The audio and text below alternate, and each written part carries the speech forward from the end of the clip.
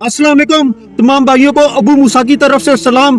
अपनी बात का आगाज डॉक्टर इसरार अहमद रहमतुल्लाह की एक सुनहरी बात से करूंगा कि Islamic revolution does not come without blood, के खून दिए बगैर इनकलाब कभी नहीं आ सकता, ना आया।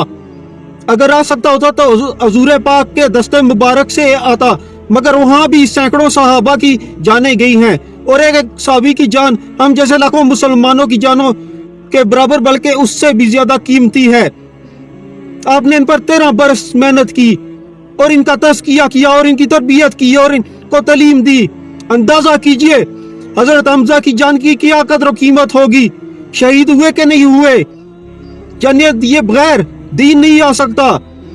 अगर निजाम दुरुस्त नहीं तो तोड़ो इस निजाम को, अपने आप को सल्तनत जम पे दे मारो।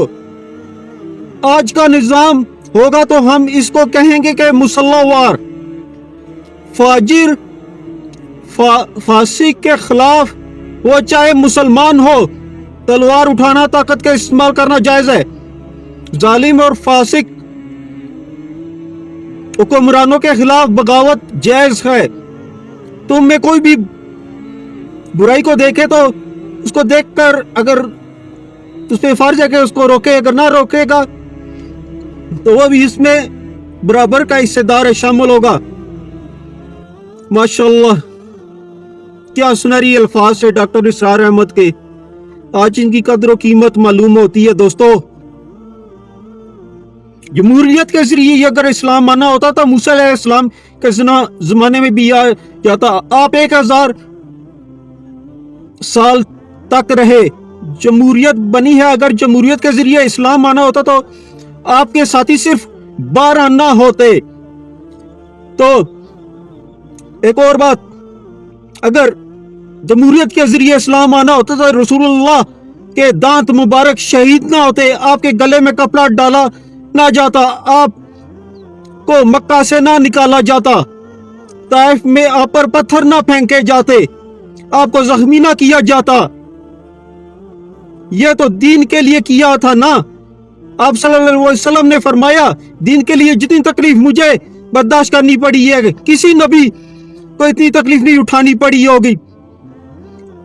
क्या है वो तकलीफ, क्या है? कुरान पाक कहता है अगर वो ईमान ना लाए तो ना लाए, आप अपना काम जारी रखें। हमने आपको उन पर निगहबान बनाकर नहीं भेजा। आज मौलवी को यही सोचना चाहिए कि क़यामत में यह नहीं पूछा जाएगा कि सुना मौलवी इस्लामी हुकूमत बना के आया है कि नहीं। ये नहीं अल्लाह पूछेगा। अल्लाह पूछेगा कि हाँ भाई सुना, मेरे दीन के लिए तूने क्या काम किया, कुछ काम भी किया मेरे दीन के लिए। जरूर पूछेगा, नहीं छोड़ेगा पूछे बगैर। अल्लाह का कानून बोलता है, अल्लाह अकबर, ये मेरी राय नहीं, मेरी ख्वाहिश नहीं, मेरी आरज़ू नहीं, ये अल्लाह का कानून है, अल्लाह का निजाम है। देख लो दोस्तों, जमहूरियत का विरोध करने वालों, इस्लाम में आजादी राय कहीं भी नहीं है। क्या ये आजादी राय है जिसने औरत को नंगा करके रख दिया है? ये आजादी राय है कि पाकिस्तान का पहला वजीर खारजा मिर्ज़ाई था? ये आजादी राय है कि पाकिस्तान का पहला वजीर कानून जोगिंदर लाल मंडल था? ये आजादी राय है कि पाकिस्तान की असेंबली में कहा जाता है कि शराब पर पाबंदी नहीं होनी चाहिए? ये आजादी राय का नतीजा है? क्या जमहूरियत चाहिए आप लोगों को? नमूसर रिसालत के कानून की धज्जियां उड़ाई गई। यह लादीन सल्तनत है, कोई ताल्लुक नहीं इसका इस्लाम के साथ। यही मौलवी भी कहता है, इलेक्शनी मौलवी, सियासी मौलवी, जमहूरी मौलवी कहता है कि हम इलेक्शन जीत के जाएंगे तो इस्लाम लाएंगे। कभी आया है इस तरह से इस्लाम? اس کی کوئی دلیل ہے یا کوئی مثال دے سکتے ہو؟ ہم بھی مان جائیں گے، آپ کے ساتھ ہوں گے کھڑے، کوئی اس کی مثال ہی ایک آدھ دے دیں۔ کہاں پہ ہوا ایسا؟ ہوا کبھی؟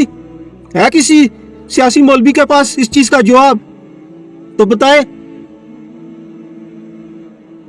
بتائے نا، ہمت ہے اگر اتنا ہی ڈیفینڈ کرتے ہیں جمہوریت کو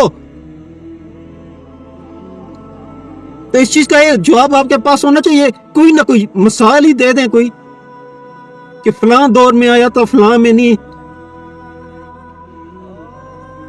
دے سکتے کیونکہ جمہوریت ہے ہی کفر۔